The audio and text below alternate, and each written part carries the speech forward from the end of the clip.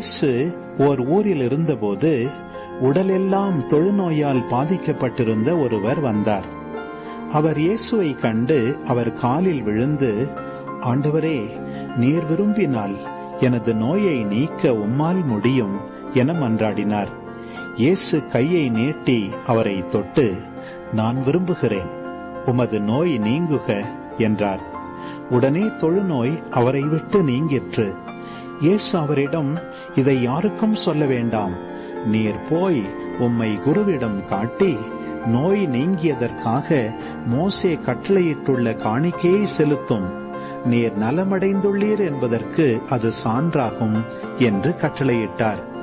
ஆயினும் இயேசுவை பற்றிய செய்தி இன்னும் மிகுதியாக பரவிற்று.